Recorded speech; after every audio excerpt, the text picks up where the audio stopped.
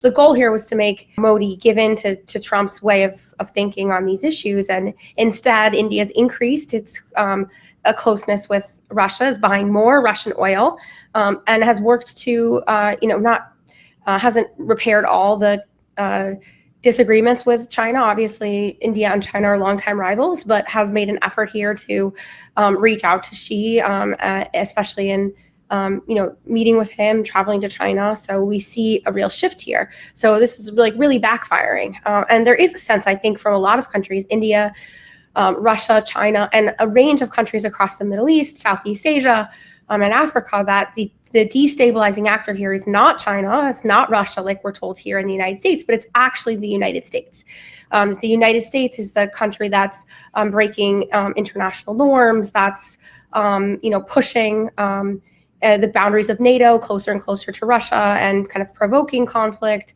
And then we saw the strike on the ship coming from Venezuela as just another example of the United States, breaking norms, violating UN law of the sea, things like that. So I think this plays into this narrative that it's the U.S. that's the destabilizing actor, and that China is leading now a new group of countries that wants to have a more stable world order or global governance. And obviously there's propaganda in there, right? Like, it's neither one nor the other. Neither story is the whole story. But there is this alternative narrative that's emerging. And I want to shift focus a little bit to Putin, because that's kind of even regarding the India issue, that we're trying to compel India to go against Russia, because President Trump is trying to coerce trying to coerce Putin into doing what he wants to end the Russia-Ukraine war. Now, you wrote a piece just a few days ago, actually before these recent events, from Responsible Statecraft, of why Putin is winning. And I thought it was really important to pull in here, because these things are just as valid right now, maybe more so after this SCO meeting and the meetings of all the different leaders in Beijing than they were before. And I want to look at those, because I think that going forward, we're either going to, and that means we and Europe and Ukraine are probably going to have to change some actions here, or this could get a lot worse. We're not at the bottom of this, I don't think, yet. And first of all, I want to take a look at the first part where you wrote, Putin clearly fared best of all in Alaska. He got a face-to-face meeting with his American counterpart on U.S. soil, avoided the economic penalties that Trump had threatened, and continued his war without making notable concessions. Only with U.S. involvement can Putin hope to address the root causes of the war in Ukraine, including NATO's expansion eastward. So Putin is winning. How do you see this? Well, to me, the Alaska summit was a big win for Putin. He had wanted to meet with President Trump face to face for some time. This gives him legitimacy as a leader of a great power. This is something that he wants a lot. Is one of the motivations for some of his actions in Ukraine, is this desire to, restore Russian greatness. That's not the only motivation, but one of them. So this was a big win just to have the summit, especially on U.S. soil in Alaska. It was a big symbolic win. But he also was able to convey his views to President Trump about the conflict, to, in some respects, make some progress in explaining, or at least convincing Trump that this wasn't all one-sided. This wasn't just an unprovoked conflict, but started, well before, with Western meddling in Ukraine and continued Western efforts to bring Ukraine into NATO. And he avoided having any sanctions. I don't know if the sanctions would have changed his calculus, but certainly better to not have them. Yeah. And he didn't give anything up, right? He laid out his position. He signaled where there was flexibility on things like, security guarantees, depending on how you define them, and, Ukraine's military capabilities, and also where there was no flexibility. And he kept Trump engaged in the negotiation. So this was a win all around. I mean, he didn't get some of the things I think they were hoping for. So I think the Russian side was hoping for some additional progress in normalizing ties with the United States, maybe some economic deals, maybe some agreements to cooperate in the Arctic, maybe some early talks on strategic stability or arms control. We didn't see any of those deals come to fruition. At least not in public. Maybe there were, understandings struck behind the scenes.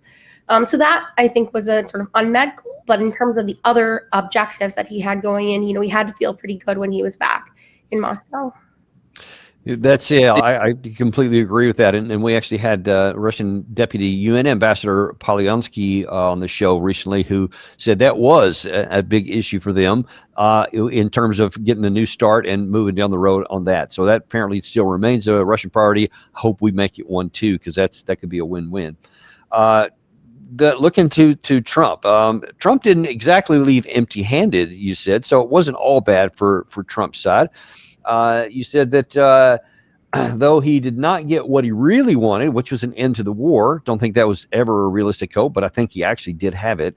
For starters, Trump clearly welcomed the opportunity to play peacemaker and relished the pageantry of his made-for-television Alaska summit, complete with red carpet and stealth bomber flyovers. Last Monday's meeting at the White House gave Trump's an additional boost as Europe's politicians fell all over themselves praising his leadership. So what does this tell you about what President Trump prioritizes when it comes to either outcomes or, as you say, pageantry?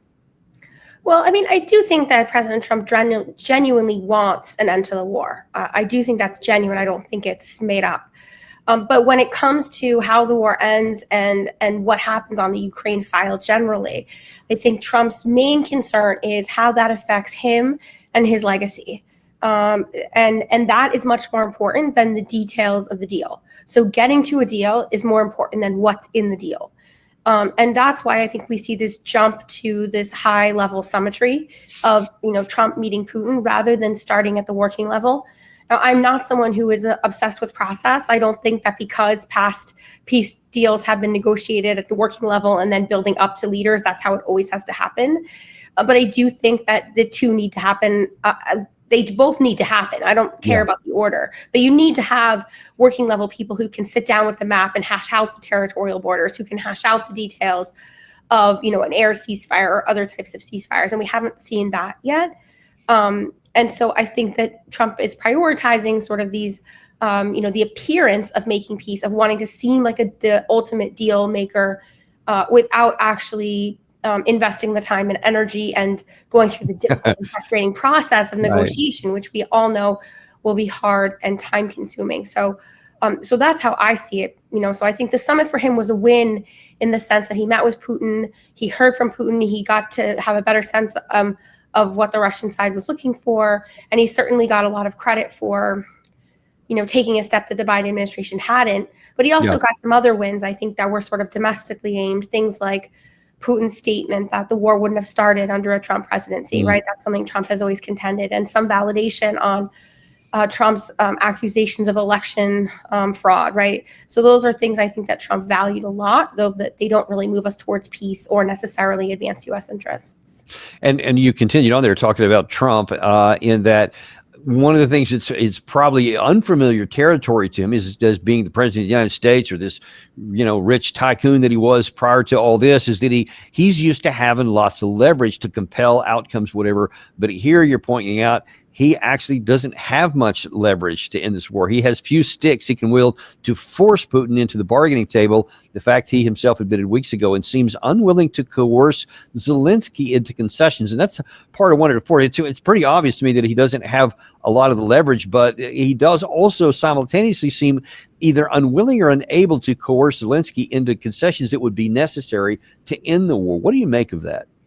Yeah, I think it's interesting. I mean, I think it's a little bit of both. I think he does have leverage over Zelensky. He does have leverage over the Europeans. So he could take a heavier hand in forcing Ukraine into a deal. And it seemed at the beginning that was the direction that he was moving. Yeah, I thought he was too. I think that there is a hesitancy. So number one, that leverage is not absolute. There are some things that Trump probably can't force Zelensky to do. I think giving up the rest of Donetsk is one thing that would be very difficult for Trump to force Zelensky to do, both for constitutional reasons and also because, like, withdrawing your soldiers from territory, that's like a hard thing to do. You have to assume that you could even get soldiers who've been fighting for land for several years to leave, right? So that's a hard thing to do. It's much easier to say we're going to freeze the lines here, and it's too bad if you don't like it. So leverage is not absolute. Ukraine can keep fighting for a certain period of time without U.S. support and with European support. But he could force a quicker deal. he could force a quicker deal by either coercing Zelensky, putting pressure on him, or by walking away entirely, cut intel sharing, cut everything, and then just let the war sort of play out. And he seems unwilling to do that. And I think the main reason is he's afraid of the optics, just as much as he loves the optics of the Alaska summit and the red carpet and the bombers. He is afraid of the optics of watching Ukraine collapse and being blamed for it. And I think the Afghanistan parallel sort of haunts him in this sense, that Biden was punished politically for a very messy pullout, even though pulling out was the right decision for the United States. And I think he's worried that he'll suffer the same fate. Now, I actually don't think that would be true, because I don't think the American public cares that much about Ukraine. It's very different to watch an American pull out and watch U.S. soldiers die than it is to watch the Ukraine collapse. So I don't think that would happen. Also, Trump is a second-term president, so he shouldn't be so focused on like the electoral implications.